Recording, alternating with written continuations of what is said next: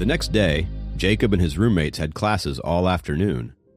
After the recent incident, no one was in the mood to go. Sam was resting on his bed.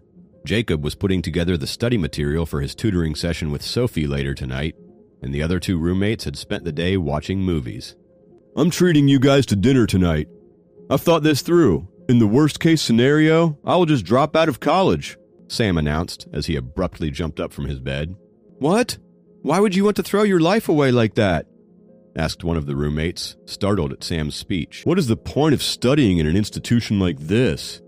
Sam asked in frustration. "Exactly," the other one joined in angrily.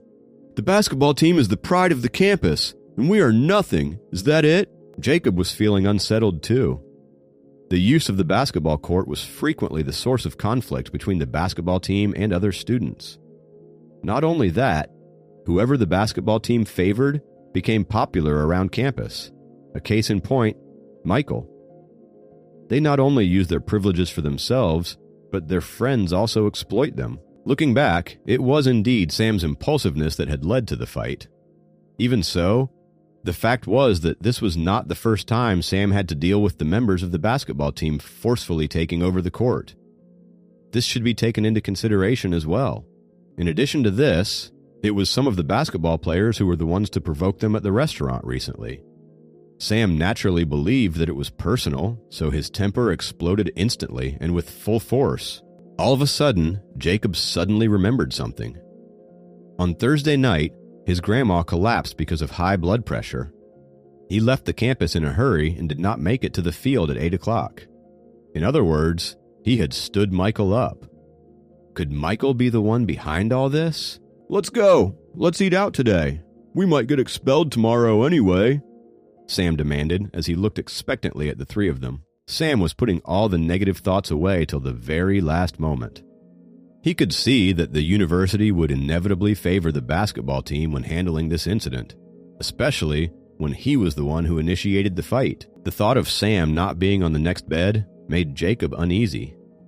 Even though Sam initiated the incident, it was he who had injured those players. Therefore, Jacob felt that he had to shoulder the blame with Sam, even if he were to be expelled. "Come on, it's on me," Sam continued trying to convince them. Seeing Sam like this, there was nothing Jacob and the others could do but agree to go with him. The four of them went to the best eating joint in the area. Before going out, Jacob had made a call and informed Sophie's parents that he would not be coming home for dinner that night. "When I saw them walking towards our court, I could tell that they were coming for you, Jacob." At first, Jacob had thought that the fight was purely over the use of the court. Now he understood that Sam started the argument trying to stick up for him. He was moved by Sam's loyalty. "They have their own gym and training facilities, yet they have to come practice outdoors.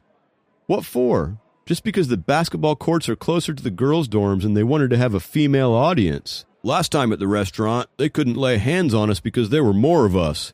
This time we were 3, and they obviously recognized us since they didn't bother with the other unoccupied courts and came right at us instead.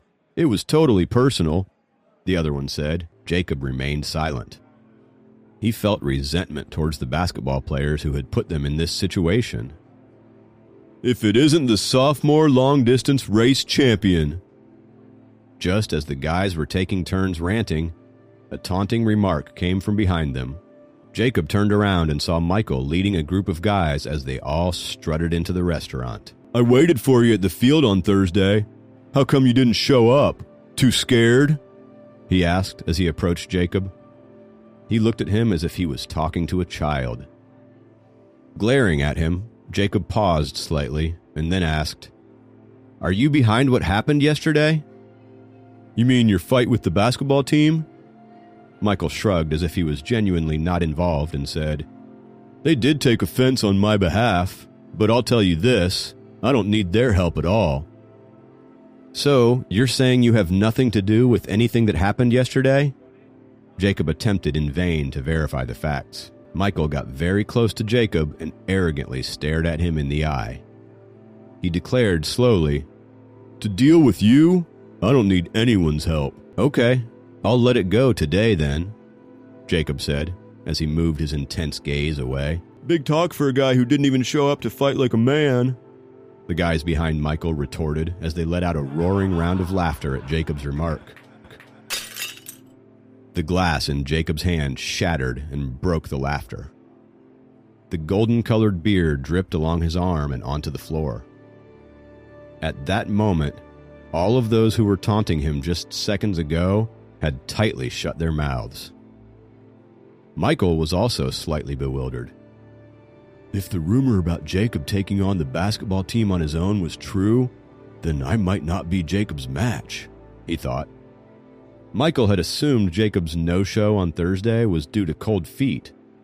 Yet, judging from Jacob's recent actions, Michael realized that Jacob had more to him than what he had initially thought.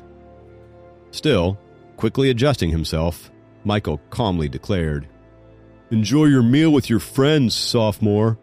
This could well be your last meal as a college student. If everything goes right, the punishment should be handed down tomorrow."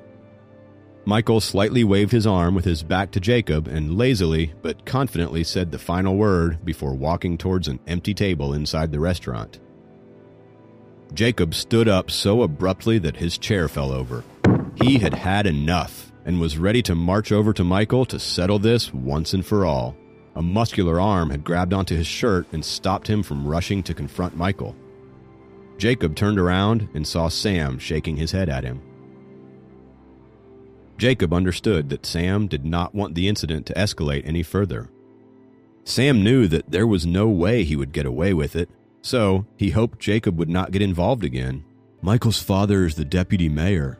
If his dad said anything in the basketball team's favor, we wouldn't even have a chance, Sam said gloomily and sat Jacob down with force. Gloom had gradually taken over Jacob's face as well. He found himself stupid for underestimating the scale of this matter. At the same time, his friend asked Jacob, in a daze, "How did you break the glass?" Jacob replied with a bitter smile. "They gave me a glass that already had cracks in it." "Really?" Sam, who used to believe that he was stronger than Jacob, skeptically held up the glass in his hand and started squeezing it with full force. Nothing happened. Jacob did not want to explain himself any further. Glancing over at Michael, who was ordering food and drinks with his friends in a perfectly calm and collected manner, Jacob felt a sense of loss. He thought that there was no use in being strong. They would surely be at a disadvantage when the university makes their decision, especially Sam. Liam would try to protect me because of my hidden identity. In the end, Sam would likely be the scapegoat, Jacob thought. Looking at Sam, who was sitting on the other side of the table and was trying to drown his worries in alcohol, Jacob vowed to make things right. However, his parents had not returned from overseas, which meant that he could not use their connections. In addition, the entire staff of the college must have been informed of the situation. Therefore, Liam alone might not be able to turn things around. Michael could behave so recklessly at college only because his father was a prominent figure. Jacob then thought about his future father-in-law, who was the biggest shareholder in their university, and how his company was the economic leader of the entire state of Wisconsin. Would that help? Please subscribe to the Pocket FM YouTube channel and press the bell icon for instant notification. Check out our channel for more such exciting shows.